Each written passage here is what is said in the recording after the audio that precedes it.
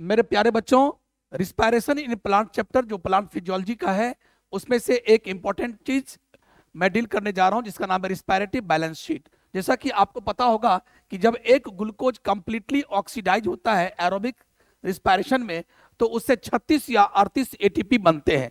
तो कैसे 36 या 38 एटीपी एक ग्लूकोज के ऑक्सीडेशन से बनता है, चलिए आइए उसका हम लोग मतलब कैलकुलेशन करते हैं, एक बैलेंस शीट बनाते हैं।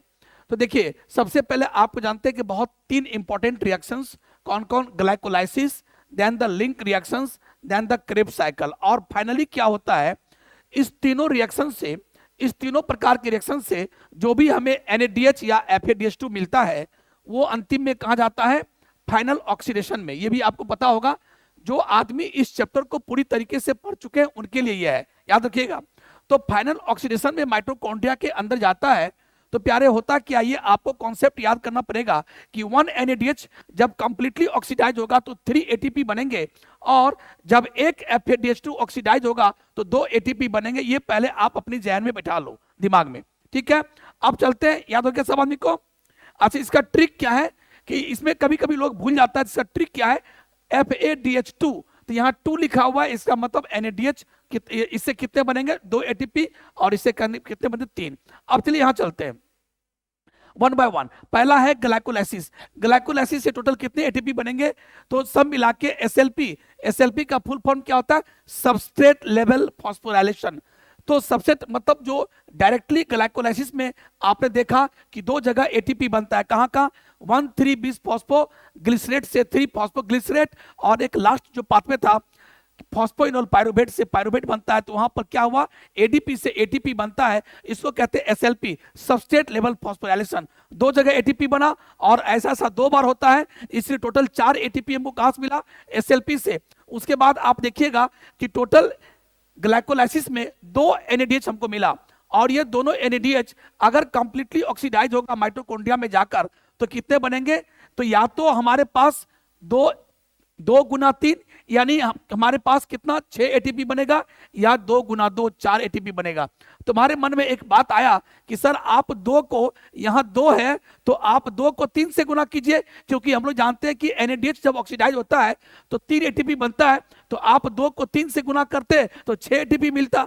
आप 2 को 2 से क्यों गुना करना पड़ रहे हैं, गुना क्यों कर रहे हैं, क्योंकि बेटे यहाँ पर क्या है, एक होता है शटल सिस्टम, यानी एक गेट है, गेट। क्योंकि आपको पता होना चाहिए यहां पर एक चीज, ये सेल है और ये क्या है, माइटोकॉन्ड्रिया है, ये माइटोकॉन्ड्रिया है। और ये जो ग्लाइकोलाइसिस होता है वो कहां होता है, साइटोप्लाज्म में। तो ग्लाइकोलाइसिस से जो 2 NADH मिला वो यही घूम रहा होता है, कहां, साइटोप्लाज्म में, साइटोसोल में। तो इसको यहां जाना पड़ता है। तो यहां जाने के लिए यहां पर क्या है, गेट है, दरवाजा है, जिस दरवाजे का नाम है शटल सिस्टम। और ये शटल सिस्टम 2 प्रकार के होते हैं, एक होता है GPSS यानी ग्लिसरॉल फॉस्फेट शटल सिस्टम, और एक होता है MASS malate aspartate shuttle system. तो डिपेंड करता है किससे, अगर GP वाले से जाएगा तो 2 ही ATP बनेगा, और अगर MASS से जाएगा तो 3 ATP बनेगा। अब ऐसा क्यों होता है, तो इसको जानकारी लेने के लिए आपको एक अलग वीडियो में आऊंगा, उसको आप देख लेना। फिलहाल याद कर लो कि GPSS से जाएगा, अगर GPSS से जाएगा, ग्लिसरॉल फॉस्फेट शटल सिस्टम से जाएगा तो मात्र 4 ATP बनेगा। लेकिन अगर MA malate aspartate shuttle system से जाएगा तो 6 ATP बनेगा। इसलिए यहां बोले या तो 4 या 6। अब चलिए अगला, तो टोटल कितना गेन हुआ, टोटल गेन कितना हुआ, गेन सोचिए। तो यहां 4 और यहां 6, तो या तो 6 जोड़ो या 4, तो 4 में 4 जोड़ेंगे तो 8, 4 में 4 जोड़े तो 8, और 4 में 6 जोड़ेंगे 10।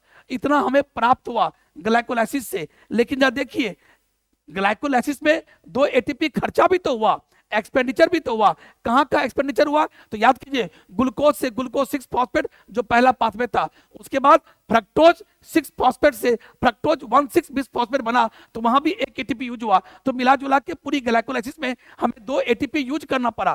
तो 2 ATP यूज किए, वो खर्चा हुआ, तो 2 ATP घटा लो, या अगर 8 में 2 घटाओगे 6, 10 में 2 घटाओगे तो 8। इसका मतलब मिला जुला के बातें ये आई कि पूरी ग्लाइकोलाइसिस का फिगर क्या हुआ, हमें या तो 6 ATP मिलेगा या 8 ATP मिलेगा। ठीक है, ये डिपेंड करता है शटल सिस्टम पर। अब आते हैं लिंक रिएक्शन में, कोई लोचा है ही नहीं। लिंक रिएक्शन क्या है कि पायरुवेट से एसिटाइल कोई एंजाइम बनता है, क्योंकि हमारे पास दो पायरुवेट है, एक ग्लाइकोलाइसिस जब समाप्त होता है, एक ग्लूकोज टूटता है तो दो पायरुवेट मिलता है, दोनों पायरुवेट माइटोकॉन्ड्रिया में जाता है और क्या करता है, लिंक रिएक्शन करता है और बनाता है एसिटाइल कोएंजाइम ए। तो हमारे पास दो बार लिंक रिएक्शन होगा तो दो बार क्या निकलेगा, NADH, तो दो NADH और दोनों NADH का कंप्लीट ऑक्सीडेशन होगा तो 2 गुना 3 6 ATP बनेगा। अब चलते हैं क्रेब्स साइकिल में। एक क्रेब्स साइकिल की बात करो, हम लोग सभी आदमी जानते हैं कि 2 क्रेब्स साइकिल होगा, क्योंकि अपन के पास 2 एसिटाइल कोएंजाइम ए है तो 2 क्रेब्स साइकिल होगा।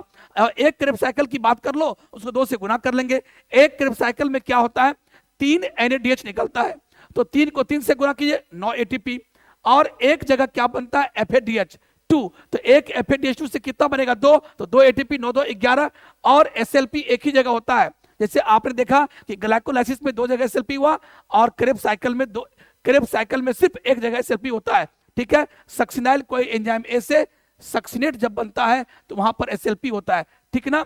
तो वहां पर क्या बनता है, एक GTP, तो GTP just equivalent to ATP, तो एक ATP वहां बना, तो 9 2 11 1 12, यानी एक क्रेब्स साइकिल में टोटल 12 ATP बनता है। तो ऐसा ऐसा हमारे पास 2 क्रेब्स साइकिल है, तो 12 दूना 24 ATP बना। अब हम सबको जोड़ते हैं, 24 ATP, 24 और 6 30 हो गया, और इसमें क्या जोड़िएगा, या तो 6 जोड़ो या 8 जोड़ो। अगर 6 जोड़ोगे 24 और 6 30 में 8 जोड़ोगे तो 38 और 6 जोड़ोगे तो 36। इस प्रकार से एक ग्लूकोज का कंप्लीट ऑक्सीडेशन होगा एरोबिक रिस्पायरेशन में, तो हमें 36 या 38 ATP मिलेंगे। ठीक, थैंक यू वेरी मच।